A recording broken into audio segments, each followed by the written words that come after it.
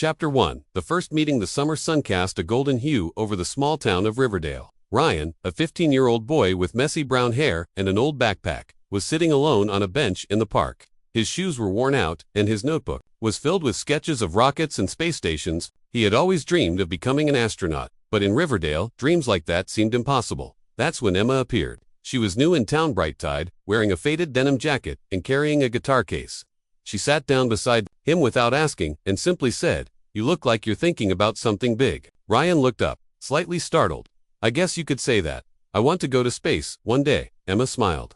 "That's big enough for the both of us. I want to be a singer, not just here. I want to perform in front of thousands." They laughed at how impossible their dreams sounded, but that afternoon, sitting under the shade of a big oak tree, they made a promise: no matter what happens, we will keep chasing our dreams. Chapter 2. Struggles begin. Months passed, and life wasn't kind to either of them. Ryan's father lost his job, forcing Ryan to work part-time at a repair shop after school. Emma's family struggled too. Her mother was ill, and they could barely afford her music lessons.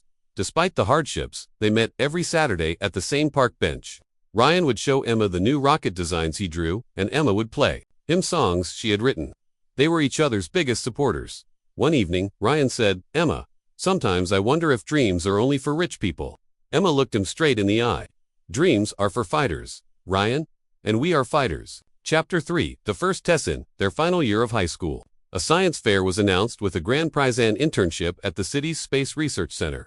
Ryan knew this was his chance, but he had no materials to build his prototype rocket engine. Emma decided to help. She played guitar on the streets, earning small coins from strangers, and secretly saved them for Ryan.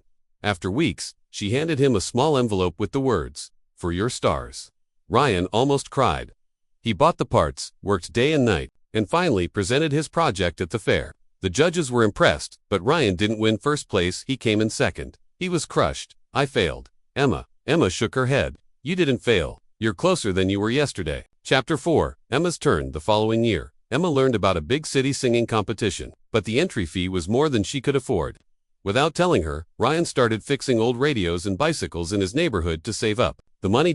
When he finally handed her the entry fee, she protested. "Ryan, you need this for yourself." He smiled. "We promised, remember? We keep chasing our dreams together." Emma traveled to the city for the competition. She sang her heart out, and although she didn't win, a local music producer noticed her and offered to help her record a demo. It was the first step forward in her music career. Chapter 5. Life pulls them apart. After high school, Ryan got accepted into a university that specialized in aerospace engineering, but it was in another state. Emma moved to the city to work with the music producer. Distance tested their friendship. They couldn't meet at the park bench anymore, and their calls became less frequent. But every time they felt like giving up, they remembered the promise. One rainy night, Ryan called Emma. "I'm failing one of my courses. Maybe I'm not good enough for this." Emma replied softly, "Look up at the stars tonight, Ryan. They're still there, just like your dream. Don't stop now." Chapter 6. The breaking point. Years passed. Ryan was in his final year of university when his father passed away suddenly. The grief almost broke him, and he considered dropping out to help his mother. Meanwhile, Emma's demo was finally released, but it didn't sell well. The producer dropped her, and she was left singing in small cafes for barely enough to pay rent. They both hit rock bottom. One evening, Ryan sent Emma a short message. "Maybe we were wrong. Maybe dreams aren't for everyone." Minutes later, Emma replied, "Meet me at the old park bench. Tomorrow, no excuses." Chapter 7. The spark returns. The next day, Ryan traveled back to Riverdale. Emma was already waiting under the oak tree, her guitar resting beside her. She started playing a song she had written, a song about two dreamers who kept each other going. As the melody filled the air, Ryan realized something: their dreams were never just about success. They were about the journey, the fight, and the belief they had in each other. Emma looked at him and said, "Ryan, we're not done yet."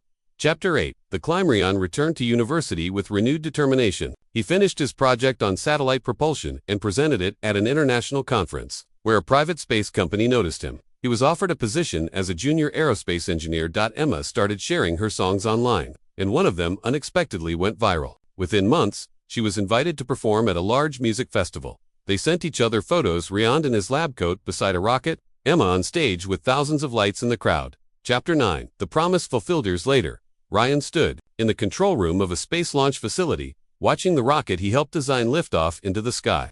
At the same time, Emma was performing in a sold-out stadium. Her voice carried across the sea of cheering fans. That night, after their respective events, they met once again at the old park bench. No cameras, no stage lights, just two friends under the stars. Ryan said, "We made it." Emma smiled. "And we're just getting started." They looked up at the night sky, their dreams now part of the universe they had once only imagined. Moral of the story: dreams don't belong to the rich, the lucky, or the gifted. They belong to those who never give up even when the world says it's impossible. With determination, sacrifice, and the right people by your side, the impossible becomes possible.